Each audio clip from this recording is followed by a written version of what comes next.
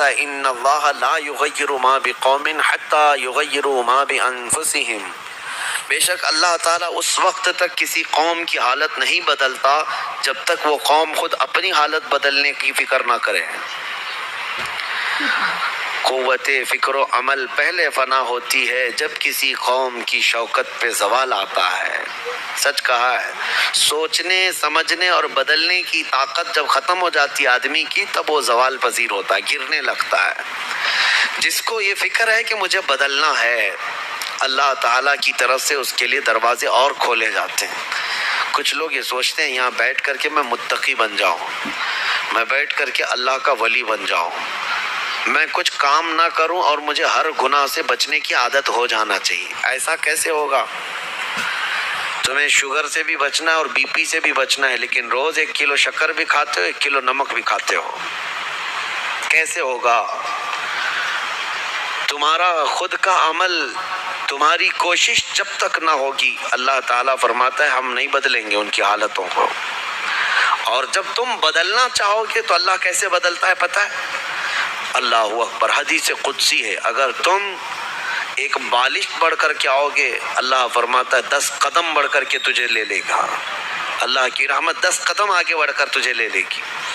تم چل کر کے آؤ گے تو اس کی رحمت دوڑ کر کے لے لے گی، لیکن شرط ہے کہ تم بدلنا چاہو۔ تم نے اگر جس دن یہ ارادہ کر لیا، عزم کر لیا، اللہ کی طرف سے مزید دروازے کھولے جاتے ہیں۔ لوگ یہ کہتے ہیں نا توبہ کرنے کے بعد بھی پھر وہی ہوتا ہے، چھوٹتا نہیں۔ مسئلہ توبہ کا یہ نہیں ہے کہ گال پہ تھپڑ مار لینا، توبہ کا یہ ہے عزم کرنا، پکا ارادہ کرنا، اور اللہ سے یوں عرض کرنا کہ تیرا وعدہ ہے کہ جو بدلنا چاہے، جو بڑھنا چاہے تو اسے بدل دے گا۔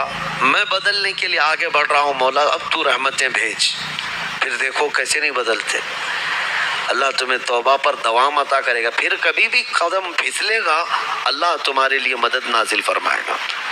زندگی ہے، آخری سانس تک کچھ نہ کچھ خطائیں ہوتی رہتی ہیں، قدم جب بھی پھسلے گا لیکن مولا تمہیں توبہ کی توفیق ضرور عطا کرے گا۔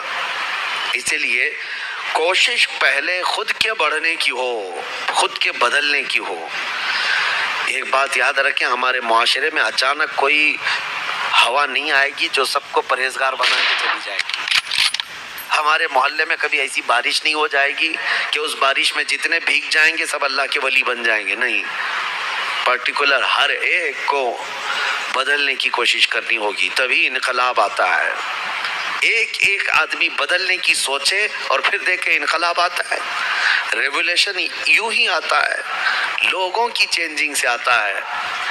میں آپ کو بتاؤں، بدلنا چاہے تو اللہ تعالیٰ کیسے بدلتا ہے۔ آپ نے سنا ہے بشر حافی کے متعلق، بغداد میں شراب کا کام کرتے تھے، شراب کا کاروبار تھا۔ ایک بار انہوں نے ایک تحریر جس میں بسم اللہ لکھی ہوئی تھی، وہ زمین پر کیچڑ میں گری ہوئی تحریر کو اٹھا کر چوم لیا اور گھر پہ لا کر اوپر رکھ دیا۔ اللہ کو یہ ادا پسند آئی، اور اس کے بعد اس زمانے میں موجود ایک بزرگ کے خواب میں میرے آقا صلی اللہ علیہ وسلم تشریف لائے اور کہا جاؤ بشر کو اللہ کا سلام پہنچاؤ، جبکہ وہ شراب کا اڈا چلاتے تھے۔ تو اس بزرگ نے یہ سوچا کہ میرا یہ وہم ہوگا، 3 دن مسلسل خواب دیکھا، اس کے بعد آ کر کے بشر سے کہا ہے بشر مجھے نہیں معلوم، لیکن مسلسل 3 راتوں سے میں خواب میں رسول اللہ کو دیکھ رہا ہوں، اللہ کی طرف سے تجھے سلام پہنچانے کا حکم فرما رہے تھے۔ تو مسلمان لیکن بھٹکے ہوئے، راستہ چینج تھا۔ اسی وقت اپنے شراب خانے سے باہر نکلے، چیخ مار کر کی عرض کرنے لگے مولا تو یقیناً رحیم و کریم ہے، ستار ہے۔ 60 روپے بسم اللہ کے ٹکڑے کی میں نے عظمت کی، اور تو رب العالمین مجھے سلام بھیجتا ہے۔ لیکن اتنا ہی نہیں کہ ایک سلام آیا اور پھر اس کے بعد اپنا دھندا چلتا رہا۔ بشر حافی نے عزم کر لیا تھا، ارادہ کر لیا تھا کہ پلٹ کر کے میں اپنے اڈے کو دیکھوں گا نہیں۔ وہاں سے جو نکلے ننگے پیر نکلے اور زندگی بھر ننگے پیر ہی چلتے رہے، پھر چپل پہنے ہی نہیں، کیونکہ چپل چھوڑ کر کے باہر آئے تھے اس بزرگ سے ملنے کے لیے، اسی حالت میں نکل آئے۔ تو جب کسی کا پکا ارادہ ہوتا ہے تو اب اللہ تعالیٰ نے ان کے لیے ایسے دروازے کھولے، اللہ اکبر۔